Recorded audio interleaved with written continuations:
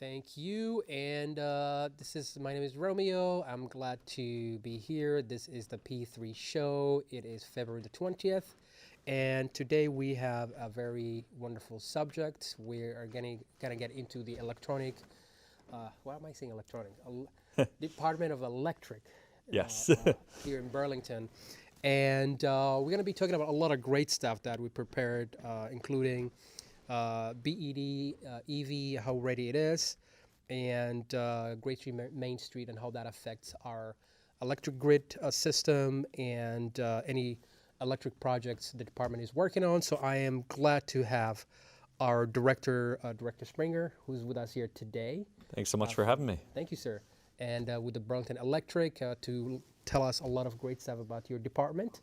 And you told me that you've been here at least for 8 years at the department. That's right. And all the good stuff that you can share with us as your opening statement, and then I can kind of dive more into some of the subjects we can talk about. Yeah. No, thanks, Romeo, for having us on the show. And I would just say Burlington Electric is a really special utility. It's a municipal utility, so we're part of city government. We're not for profit, so every dollar we invest is on behalf of our customers, our ratepayers. Everything that comes back to us in revenue gets reinvested in our system. And we have a really long history, over 100 years, well over 100 years now in Burlington, of running a municipal electric department. And it's been an evolution. We think back to like the 1980s. We started doing a lot of work on energy efficiency, trying to make it so people could use less energy, save money. And we continue those efforts. And then we did a couple of decades of work really to get us to being 100% renewable back in 2014. And now we're focused on the future, which is really, as you were talking about, electric vehicles, heat pumps, new technologies that are very efficient, that help reduce greenhouse gas emissions, help us with our goal of trying to become a net zero energy city, of not relying on fossil fuels nearly the way that we do now. So I'm privileged to be a part of this work. Thank you, and thanks for doing that, really. And I spoke to the director of Public Works, Chapin, about electrifying the city. Right. And then I was like, wait a minute, I need to talk to the director of Burlington Electric. This is our bread and butter. Yes. And what I was wondering was, what are some of the current projects that the department that is working on that many Burlingtoners may not be aware of, that might be exciting to find out? Some of the stuff that you're working on right now, or anything in the future that you think is worthwhile sharing with us. Absolutely. With fellow Burlingtonians, as it were. I think one of the biggest investments we're making, and it's kind of a multi-year program, is around our electric grid, is the idea that we want to have an electric grid that can make sure that we can serve all the customers who have an electric vehicle in the future, who have a heat pump. And it's a little bit of a back to the future situation in a way. So back in the 50s and 60s, everybody was talking about having all electric homes. And there were even homes that had like a gold medallion on them that said they were all electric, homes of the future kind of thing. And the electric resistance heat that you sometimes see in the houses, there would have been baseboard heat and maybe an old thermostat. Right. Those were not as efficient as the technology we have today. So there's a period of time where after prices spiked in the 70s, we had oil prices go up, people moved away from electricity and they actually moved to things like natural gas, or in some parts of the state to fuel oil or propane. And now we know those fuels are more responsible for emissions and not part of our climate-ready future, but also the prices are volatile. Anyone who buys gasoline knows the price goes up and down pretty constantly. And the price of electricity, thankfully, we're regulated by the state. It's pretty stable. Rates might change once a year. We've had rate changes in the kind of single digits, low, mid, single digits, and it's once a year change. So we've actually made a move over the last 8, 9 years, 10 years to really say to our customers, we want to switch you back to electric with better technology, more efficient. Heat pump is going to be like 3 to 4 times more efficient than the electric resistance heat of the past. Electric vehicle is going to be, 3 or more times efficient as a gasoline vehicle, per unit of energy, per mile. And the great thing is, like with an electric vehicle, for example, it's actually cheaper to run than a gasoline vehicle. Right. So not only can we save people money, we can reduce emissions, keep more of our dollars local, And we're investing in the grid to make sure that as customers move in that direction, we can serve them. Number one thing our customers say every single time we survey them is they want reliability. Right. You know, even more than cost. It's knowing that when you turn the lights on, or in this case, maybe you plug your vehicle in, Right. you know the electricity is going to be reliable. Right. You know, what I was wondering was most of the houses out here in Burlington are some of them very old homes. Right. And I'm wondering if they're ready for the next generation of electric grid. Yeah. And how prepared they are and how much that burden may be putting on your staff and your department to meet that demand right now. Yeah, no, it's a great point. It's a mix. You know, some houses to really go towards full electric, you know, to have a couple of electric vehicles and a heat pump water heater, they might need to upgrade their service. And that can be expensive for the customer and in some cases require upgrades overall. So in other cases, somebody may have had that old resistance heat and then they switch to something else. Right. And maybe they already have what we call 200 amp service or more, and they have room in their electric panel, they have room in their house for more usage. So, you know, there were a lot of federal programs that were rolled out under the Biden administration that really help on top of our incentives that we provide and state incentives, things like helping customers upgrade their electric panel. Because that's the gateway in some sense to like all these different things, is if you don't have the electric panel that can handle it, we need to help there first, because you're not going to think about maybe the electric vehicle, the heat pump, whatever it is, if your panel can't handle the additional load. Right. So, you know, making sure those programs can be available, hopefully they're not rolled back, and hopefully they can be rolled out instead to Vermonters through our state agencies. That'll be really critical, because right now somebody might look and they'd say, okay, yeah, we're good to go. Other people, not as much. And for us, we try to do everything we can to provide the incentives and make sure our crews are available to do that work, to help with those upgrades. We also need, and this isn't BED, but we need area electricians, you know, to be available. And there's a lot of demand right now, in a good way, for electricians. So, is it difficult to find folks? It can to do be, these? or it can take time if you want. And this is not unique to just electricians, but if you're trying to weatherize, for example, the workforce isn't always you know, there to get those jobs done as quickly as we want. So we're running into backlogs sometimes with weatherization. Sometimes there's not enough electricians. So we really have a workforce development challenge for some of these key trade positions to make sure that we have enough people to help with these projects as they come along. Yeah. You know, I will admit, this past fall, I was very impressed how quickly the department responded to power outage. We had, I think it was a little bit windy or something, or windy enough at least, where the transformers, my entire neighborhood went out. Right. And I think within an hour, under an hour, it was back on. Yeah. So I was really surprised, because a lot of the time, other places that I lived before, it took almost like half a day for the power to come back on. Right. So it goes back to that, you know, reliability. We know customers care about that, and so the average customer in Burlington sees maybe one unplanned outage in a given year, and that lasts typically an hour or less. Obviously, some will see a longer one, but on average. Right. And we pride ourselves on that. We have a great line crew that's very responsive. We have a great team of dispatchers that are 24/7. They're watching the power grid, making sure that if there is an outage, we respond in a timely way. We have a great customer care group, so if somebody calls up during an outage, even when we're not you know, open, they make sure to monitor and stay on the phones or on social media, get customers information. So we have a really great team, and Burlington we're fortunate. Burlington's a relatively compact geography. You know, we serve a city that's you know, maybe 13 square miles plus the airport. Obviously, some areas, some utilities have rural Vermont, have a bigger and have more remote destinations sometimes to get to for an outage. And the other piece of it is a lot of our infrastructure is undergrounded. Almost half, I think, of the infrastructure at this point in the city is underground. And I didn't even know that. Yeah, and that's been investment over a period of years. And I know you mentioned things like, Main Street, Great Street. Right. So when we do those types of projects, if the lines aren't already underground, or Champlain Parkway, the city's doing different projects. If we have the opportunity in a cost-effective way to underground the lines, we'll do it. Okay. Because then they're not as subject to the weather, the winds, different things like that. Right. Is it easier to do that rather than having above ground? I think it's easier in terms of avoiding outages. If you do end up with an issue below ground, it can be a little more challenging, obviously, for the crew to get in there. Because you have to dig it up and everything. You have to get, and it's a little more challenging of an environment, I think, to work in for our crew. And if you come on to our line crew, you have to get trained in how to work underground. Not every utility in Vermont or in the region has that. So in some cases, you might be working in rural Vermont. You have to know how to climb a pole in the middle of the winter, or climb, get out into the woods with different snow equipment. In Burlington, you might need to know how to go underground in downtown Church Street and find something. So everyone has their different, infrastructure needs, but that helps contribute to the reliability.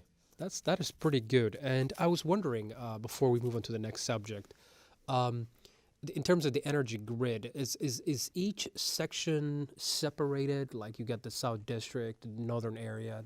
The airport is not, it doesn't run on the same grid as, say, like the South District area, or rather, the hill section, as it were, because that's the closest thing to it, or Ward 1 area, as it were. Yeah, we definitely have sections, and if you want to think about it, there's 3 substations, which is where our Burlington grid connects with the rest of the state.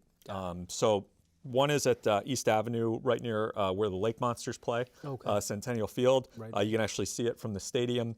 There's another one, Queen City, which is in the south end, and that's right near like the Queen City Road, and the park down there. I've seen one by Queen City Park Road. Yeah. Is that by BED as well? Yeah, so that's a substation where we connect with Velco, which is the statewide transmission company. Okay. And then the other one's at McNeil. So those are the 3 kind of interconnection points. And then within the city, there's various circuits. And what we've developed over a period of time is the ability to isolate if there's an outage, and what we call backfeed. So say you have an outage and 2,000 or 3,000 people lose power initially. Our dispatchers on our system, in a lot of cases, can isolate that outage maybe down to a couple of hundred customers and use a different area of the grid to backfeed power to the ones who are not impacted immediately by the tree that fell, or a squirrel got on a line, whatever it is that caused the outage, high wind, snapped something. So we're able to respond more quickly with some of the technology we have now and backfeed a good number of customers, get them back online, and then we have a crew that can respond for the outage itself. Well, that's pretty awesome. Yeah. I'm going to move on to my favorite subject because I have an electric car. Okay. I've always been concerned having an electric car, due in part because the infrastructure is not the same as if you own a combustion engine car. And from what I've seen, I think on the BED website is that there are, I don't know if you guys partner with ChargePoint. We tend to have, not exclusively, but we have a lot of ChargePoint chargers on our Burlington Electric network. So we own and operate the network, but a lot of the public chargers that you'll see in Burlington are ChargePoint. There are a few that are a different company. Is it the same thing, or? Yeah, so. Because I didn't understand really. I was trying to make sense. Because when I went online, I was looking for city-owned public charging spaces. And, like you can go to ChargePoint, because I feel like when you look for it, it leads you to ChargePoint website. Where you have to sign up and everything, which I've done it. But like a city-owned where they can set up next to like the transit center, next to like parking spots and stuff like that. Or organizations where staff members can take advantage of it, or something to that effect. Yeah, I mean, so the way it works for us with public charging is we invest in and own stations that are, a third party operates the software, for example. So like we'll work with ChargePoint, we'll buy a charger from them, we'll put it in and install it. We get the revenue from the the use of the station. We pay a fee to ChargePoint for managing like the software services, the upgrades, things like that, to keep the charger running. And we charge a tariff rate, so that's a transparent, doesn't change until we change rates, annually. Right now it's 21 cents per kilowatt hour, which is roughly $1.75 a gallon or thereabouts. Okay. If you were doing an equivalent. So, Okay. so if you come to Burlington Electric, for example, you come to our offices, 585 Pine Street, we have a charge point level 2 charger. Okay. We have a charge point, what we call a level 3 or a fast charger. Correct. And then we also have Flow, which is a different company. We have one of their chargers. Right, right. And those are all public chargers. They're owned by us. They're available to anybody who wants to use them, who wants to pay that rate, which is a pretty competitive rate relative to other opportunities out there. Right. The you said 20 cents per kilowatt hour charge. Are those the level 2 chargers? It's level 2 and level 3. Level 2 and level 3. Okay. Yeah, in fact, that's one of the lower rates you'll find for a level 3 charger. Right, because I do drive a Tesla, so I use the superchargers, Right. which is about it can drop into like almost between 18 and 20 cents. When it's not as busy. Right, so Yeah. it drops 18 early in the morning hours, so 19, Right. and then during busy hours it can go up to 21. Right. Depending on what's going on. And Vermont, I consider that it's one of the most expensive states to charge an electric vehicle. I mean, it depends, like very much where you're charging, but Yeah. I've seen rates that can go as high as 35, 45, 50 cents a Correct. kilowatt hour, depending on where you are. Right. For us, 21 cents is across the board. So if it's level 2, level 3, if it's the morning, noon, night, those are our public chargers, with one exception, I should say, which is we had a pilot program going where we have a different brand of chargers that actually are attached to the electric pole in 5 spots around the community. Right, I know, I heard about And it. use an app, and the charger drops down from the pole. So there's no infrastructure in the street. Okay. And we use this for on-street parking in areas that have a high number of renters. Maybe somebody doesn't have off-street parking. Right. And those are also 21 cents a kilowatt hour, during kind of regular times, peak times. But off-peak, what we are working on is having those be much cheaper, like overnight. If somebody is a renter, wants to use one of those chargers overnight, we're going to try to drop it to 13 cents a kilowatt hour so they can get a better rate. Really good. 13 Yeah. cents is like really good. Because what I do is, now it's winter time, so I don't charge at home. When I charge at home, I notice that it's far cheaper versus when I go to supercharger. Very much, yeah. Cheapest charging you're going to get is probably charging it at home. Right. But what I was wondering was, what is like the department doing in terms of like incentivizing like homeowners to set up, say, like a level 2 charger where you partner with homeowners and see like if there's a credit or something that can be provided, like they can put up front the pay, they install it, and then that can be taken off there like from their electric bill. Yeah, we have. If they're like a member of, Yeah. a BED customer, as it were. Right. So if you are a BD customer and you're going to buy or lease an EV, let's say, electric vehicle, we have a rebate separate from the rebate we'll give you to help with the purchase or the lease of the car, whether it's new or used. Okay. And I should also mention we have enhanced rebates for income qualified customers, so they get a bigger rebate. Okay. That's on the car, but you can also submit and say, I want to get a charger. And then we provide a rebate on that as well. Okay. And in some cases, you can also get a federal tax credit. But for us, we provide a cash rebate to help you install the charger. And then we have a program set up where you can charge during off-peak hours, even cheaper than the 13 cents, I think. We have it's almost like $1 a gallon, roughly equivalent, or maybe a little less than $1 a gallon for those off-peak hours. So basically between 10 at night and noon the next day, if you charge only during those periods, you don't charge during what we think of as the more peak periods, you get the best rate in the state of Vermont, essentially. What about the weekends? Like, say, if somebody charged from 10 p.m. Friday evening to, say, Saturday. Yeah. Because weekends, of course, people are home. Right.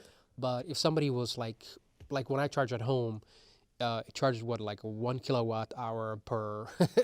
Yeah, it depends on what speed you have. Yeah. Yes, it's because it's the regular 120 outlet. Right. So. If you have a level 2, it'll typically take 8 to 10 hours maybe to charge from empty to full, right? Right. I never charge above 80% really for day-to-day run. But if I'm going on a trip, I straight go to supercharger and just fill go up to 100%. Yep. But what I was wondering, I like the idea of having those off-grid where you could just from the pole you could just charge it. Yeah. I was wondering, you said there are about 4 of them or 3 of them already? 5 of them. 5 of them are up and running. Are you going to be having more of those available to? We might. So the first 5 we got with a grant in part from the state Agency of Commerce to test them out.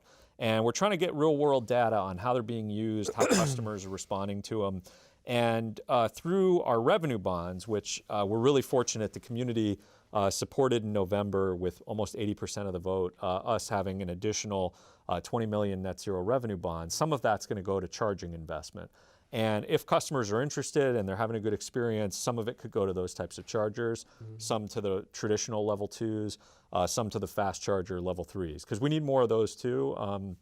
You know, if somebody's looking for more of a gas station experience, you know, the fast charger is what's going to provide that. It's going to be more of a maybe a 15 to 30 minute experience where you could park, you know, put your car on the fast charger, maybe grab a quick bite or run a couple of errands, and you come back out and you're maybe at 80 or 90%. So we want to have a mix of all of those different types of chargers. And our goal really is we want Burlington to be one of the best places in the state and maybe even in the region to charge a vehicle. So anyone who's driving through from Montreal to Boston or is coming up from New York, anybody who's coming near our area wants to come here and stop, visit our restaurants and shops, you know, come downtown or come to the South End or come to the Old North End. We want charging everywhere and make sure that people who live here have access and visitors too. You know what I was thinking on that same subject? When I go through the main street, I mean, now there's work going on. There are a couple of chargers up there. It's very difficult because it's a really busy road. Yes. Right? So when you try to back up, especially if you own, most vehicles have almost like similar to gas cars on the rear to put the chargers on. Right. With the exception of, I believe, Nissan Leaf. Yeah, they're up front. Yeah, they're up front. So they don't make it that much easier anyway. But the end of the day is, if like a gas station, you completely are out of the road. You pull into an establishment already that is already set up, right? So the thing that I really appreciate with Tesla Supercharger is they're off the main road. So you are going into an empty parking lot, away you're not. You're not going to have traffic crisscrossing in front of your car all the time. Definitely. But with ChargePoint, where I have the issue is that they really put the very difficult spots, their charging points. Even if you go to a parking lot, they're like way to the front, where you have traffic going in and going out, and when you want to back in, back out, you have people lining up in front of you. So if you're lucky, you probably find a time where traffic is not coming into the parking lot, especially the one on Cherry Street. There are two chargers up there or something like that, I think.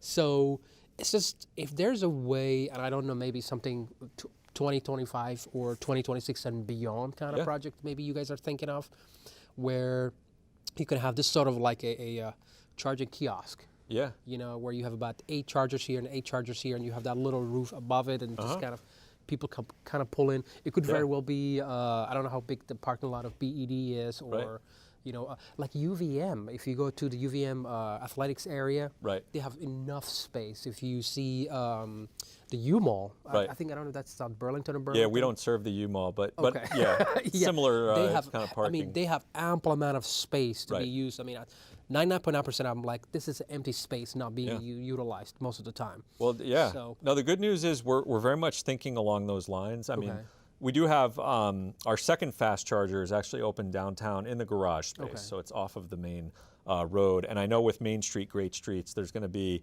less of the diagonal parking and more parallel parking, which, you know, we'll try to serve where we can with chargers, both in the garages and on the street. But we are looking, and we're actively looking at areas where maybe there's shopping, for example, in Burlington, where we can have a bank of at least 4 fast chargers. Because I think what you're describing with the superchargers is very much a thing where you don't want to just have one, because somebody could be using it, it could be broken. You know, you need it to be a bank of maybe 4 at least, so that hopefully they're all working and they're not all occupied at the same time. So we're looking at places, you know, around the city, some of the ones that you mentioned and others. And we actually have a survey right now we've had open for a number of months on our website. People can go to burlingtonelectric.com. We have a survey where you can tell us areas of the city where you'd like to see more investment in EV charging, or even specific examples. You know, we're looking at partnering with the parks. So we have a level 2 charger at Oakledge now, which is one new one, and we're hoping to have more of those at parks.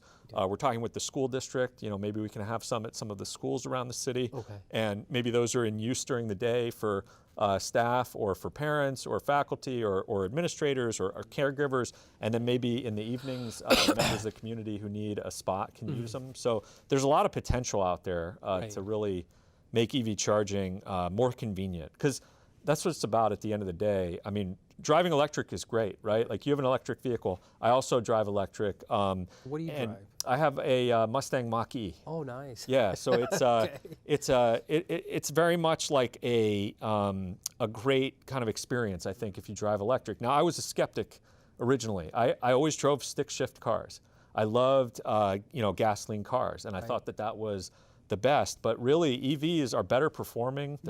They're better, obviously, for the environment, and they're much more convenient in a lot of ways. I think, we think about wintertime in Vermont. If you have an electric vehicle, you can start it up. You can remote start the climate control. There's no emissions, right? But I will admit, it takes. I've charged my car at least like 4 times already since February 1st. I don't know how useful it is, to tell you the truth, to precondition sometimes. Depends. Because it uses about 3 to 4% of, maybe even sometimes 6% of state of charge. Yeah, it depends like what your use case is. Like, are you taking a long trip, right? No, or are you just doing around town? Go work, back, and go to the grocery store, come back. But if you're looking outside and your car, had a little bit of ice on it or something, and you can set it to say, okay, my departure time is going to be, 8 o'clock, and then the car can come on for a few minutes and de-ice itself, different things. And there are fossil fuel vehicles that can do that too, but they're sitting there and they're idling and they're producing emissions. And the EV is no emissions, and it's quiet. And there's just a lot of benefits to it. So I think the technology is going to get better. There's no question. Like, I've seen, you mentioned the Nissan Leaf. At Burlington Electric, our first fleet electric vehicle for our team was the first Nissan Leaf. You know what range it gets? 70 miles. Really? Yeah. So now this was a vehicle that came out in like the 2011, 2012 timeframe, 70 miles. Now, it's perfect for around town in Burlington, but obviously in not a long period of time, a period of time of about 10 years, we went from having 70-mile electric vehicles to having, the Chevy Bolt, 200 some odd miles. Different vehicles now, 300 miles of range. So they're getting more efficient, they're getting more, effective.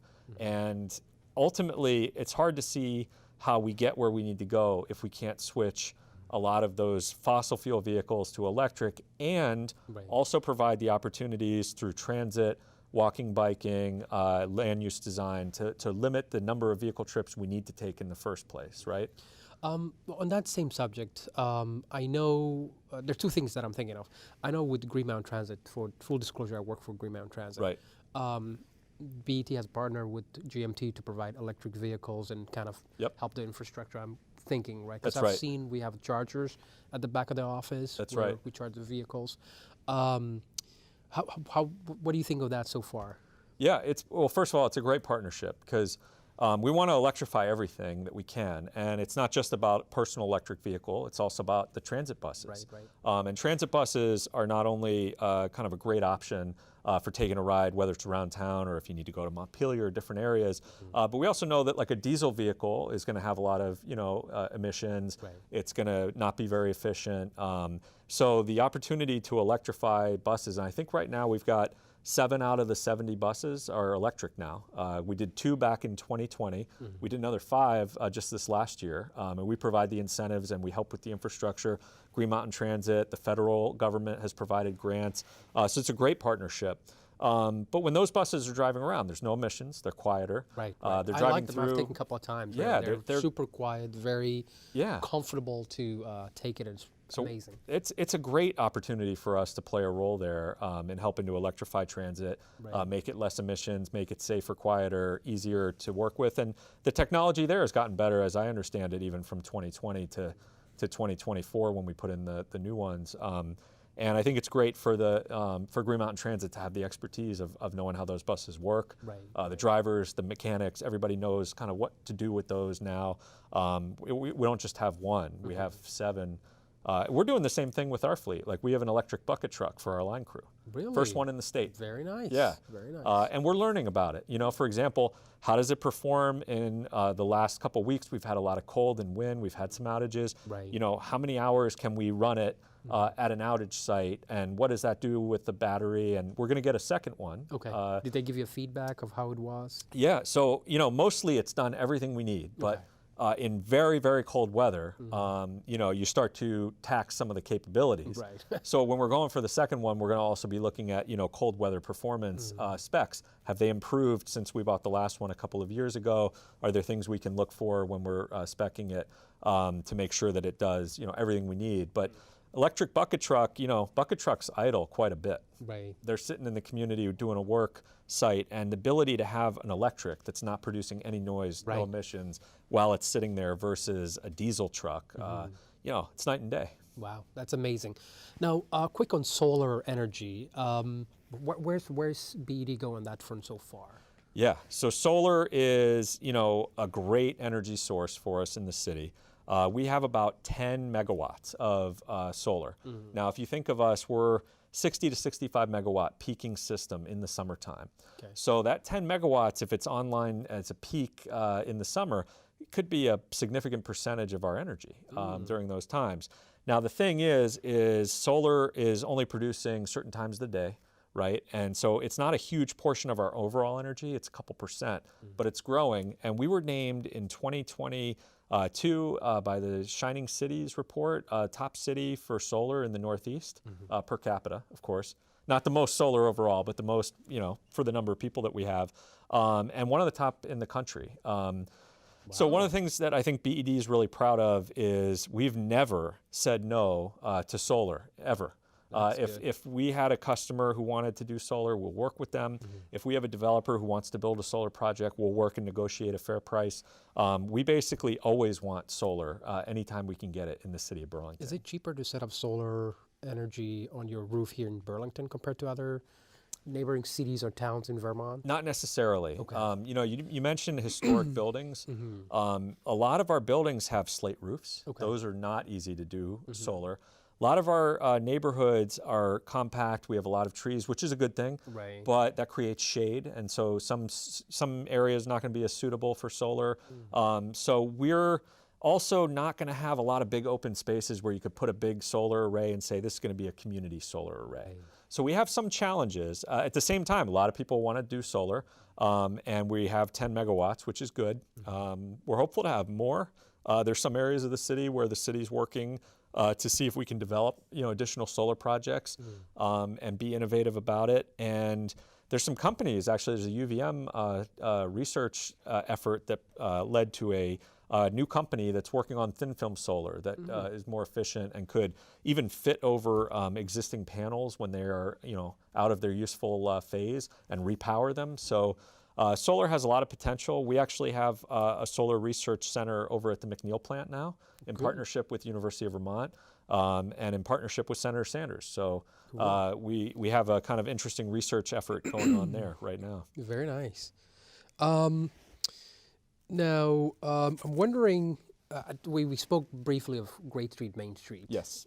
I know it's a very big project going on. It is. I'm wondering how's that affecting your existing projects? Because I know a lot of stuff has to be shut down and a lot of stuff has to be set up. A lot of grid lines have to be put on the ground and all that kind of stuff. How's that going so far? Yeah, so when we have that project, our engineering team works with the Department of Public Works and others in the city, and we look at where the infrastructure is and if we have to relocate or move things around, which we do in some cases. It's already underground pretty much downtown, but we look at that. We look at the street lighting, you know, making sure we can install the right street lighting for the street, both from a safety standpoint, but also an aesthetic standpoint. So we're involved in that aspect of things. And then as you mentioned, we have EV charging in that area of town. So we're revisioning as the new streets come in, where's the EV charging going to be? How can we add to it and partner? You know, we have another partnership in that area with CarShare. So CarShare Vermont, we've helped with support, incentives, grants to have more of their fleet be electrified. So we had a spot over at Maine and St. Paul where you had a car share electric vehicle and a charger. We have those in several places around town. So we want to continue that partnership to make sure we have car share vehicles that are electric that are available for people to take out and use. So we're part of it from that standpoint. You know, how do we move the infrastructure around? How do we do the street lighting in the right way? How can we get the charging? And obviously, the Department of Public Works is the main department that's involved there. Is it and I asked this earlier, is it hindering anything that the department is working on right now, or is it just because it's a collaborative work, I suspect, that everything is going smoothly as planned? It hasn't hindered anything we're working on. Okay. You know, we're very much interested in making sure that as the new street comes in, we have the EV charging to serve customers. But yeah, it's a big project for downtown. Obviously, I think it'll be exciting when it's fully open and we have, you know, all the different opportunities, whether it's walking, whether it's biking, whether it's parking an electric vehicle, you know, to have that reopened. And yeah, we'll make sure that the infrastructure on our end is working properly. But it hasn't hindered anything. It's a good partnership. One of the things that, you know, is really important is all the city departments are collaborative. Which is good. And it's just true. I mean, everybody works hard together. Everybody tries to come to common ground. And if there's a project happening where we can support each other, we try to do that. Which is awesome. I know, and I know this does not necessarily relate to Great Street Main Streets. There are a couple of projects that are going up, private projects, like the building that's going up from the pit where it used to be. I'm suspecting BED is providing all the necessary electric grid needs, all that kind of stuff, I suspect. How's that going? Yeah, so when there's a big development project, we're involved in a few different ways. You know, the first is, like you said, make sure the infrastructure can serve. And in some cases, if it can't, it's not on the utility to pay for it. In some cases, it's on the developer to pay for it. Depends on the circumstances. So there's that piece. And that'll be big for us because, you know, if you think about the downtown, you know, the mall that used to be, you know, there was a load there for us that we served, and then that went out, and now it's going to be coming back as a new load. It's going to be residences and, you know, maybe some shops, other things. So that's good from a service standpoint. We also work on energy efficiency. So if there's a new project that's being developed, we want to help with incentives, make sure it's, you know, insulated and weatherized, even above what's required. Try to support, you know, can we do heat pumps? Can we do geothermal heating and cooling? Can we have solar on the roof?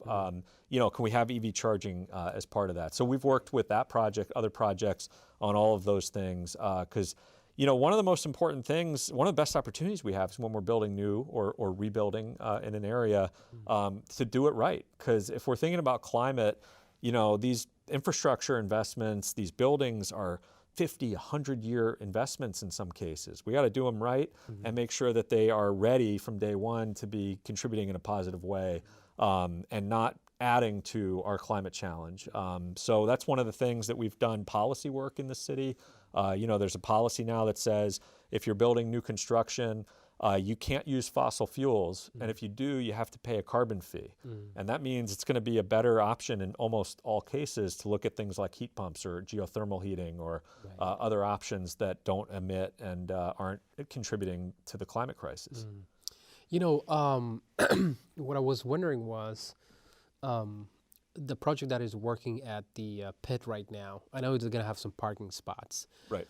I am genuinely hoping that there will be a good charging ports that will be put there. Yep. But the thing that I wanted to find out is Tesla is considered the premier of the EV industry, both for their charging infrastructure and their vehicle delivery and just the total package as well. And I'm not saying just because I drive one.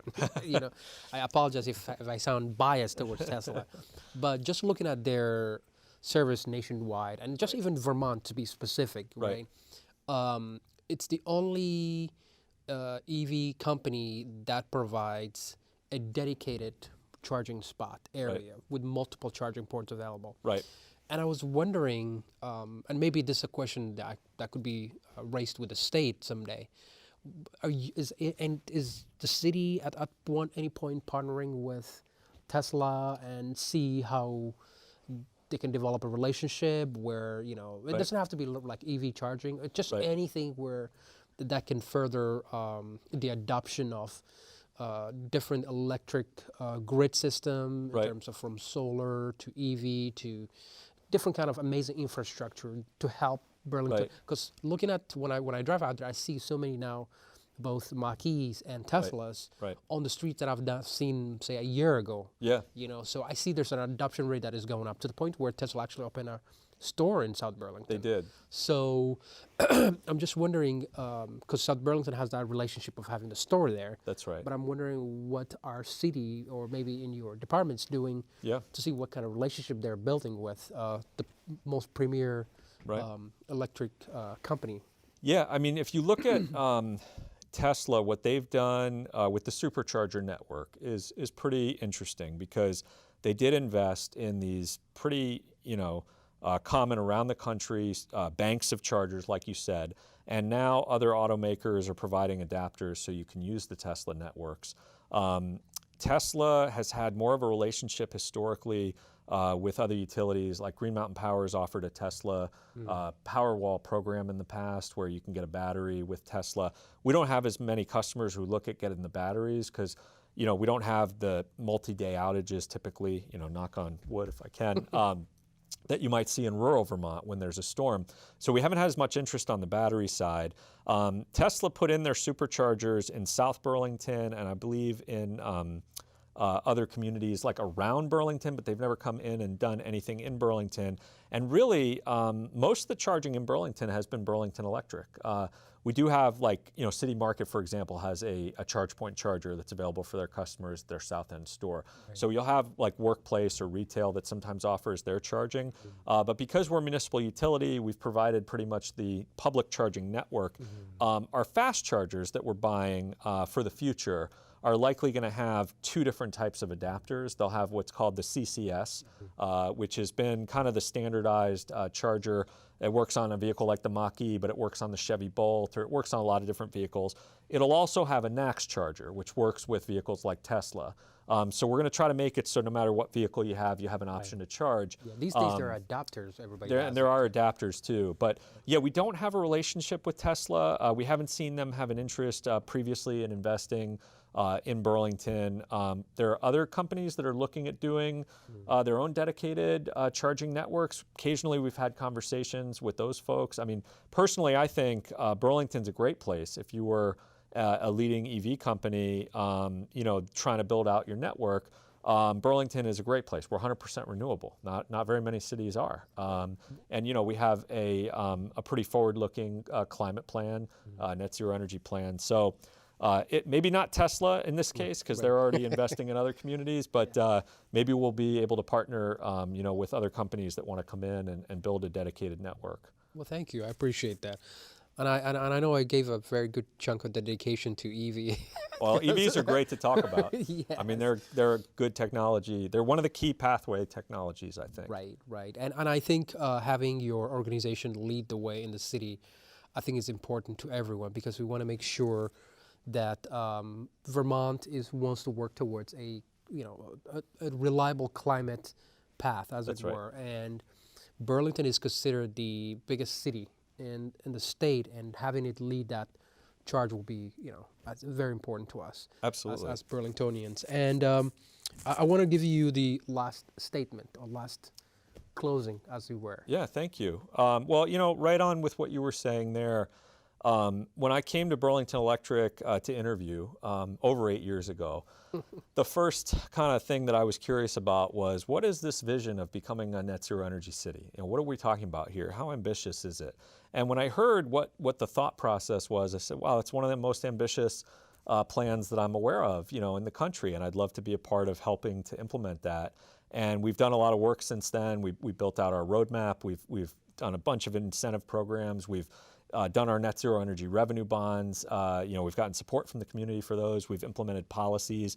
And, data from the most recent year we have available, which is 2023, we'll have 24 soon, shows that, since 2018, when we started tracking, we've reduced emissions from the ground transportation and the thermal building sector 18.2%. Now, that's not mission accomplished. We've got more to do. And I'm excited about the work that we still have ahead of us. But we are making tangible progress, and we are committed. And any community that's taking on an ambitious goal has to be willing to innovate, has to try, and sometimes fail at certain things. So we learn what works and what doesn't. And to your point, we want to do this in a way that's economically beneficial and pragmatic, because we can do what we do here, and that has some impact, and that's a good thing. But the best impact is if what we do here resonates in other communities or with other utilities, and they look at it and they say, oh, Burlington proved this out, we want to do what they did, then we're contributing in a bigger way to solving the climate crisis than if we're just doing our own thing, but nobody's really else benefiting from what we're doing. And likewise, we learn from other communities. So we're part of a network of communities around the country in coalition that are doing work. And as the federal government starts to waver now on what they're going to be doing on climate, it's even more important that we have states, communities, utilities that are taking steps to keep this moving forward. And I'm excited about our future, our technologies that we've been talking about here, our ability to help our customers and really model what a good utility looks like in the 21st century. So Thank you so I'm excited much. about it. Thank you so much. I really appreciate that. And I know it's going to be 2025 is going to be a hell of a year, because 2024, I watched it was a hell of a year for you. Yeah, yeah. You know, but you know what matters, I think, the most at the end of the day is that one stays the course, Right. and that they don't give up. And I know some of the projects that are ahead of you, 2026, 2027, it's going to be very exciting, I'm certain. Yeah. So I want to thank you from the bottom of my heart. Thank you for coming in. Appreciate you having us Hopefully here. we'll have you in the future again to Yeah. discuss future projects as well on the show. Thank you. And I want to thank you for joining me on this show. And I'm grateful to the director of Burlington Electric being here to discuss about all the great projects the department is working on, some of the incentives that are possibly available. You can go to the website as well and check out. We will be posting that on our Instagram as well, and so you can contact the director directly from there. All right, so this is the end of the show.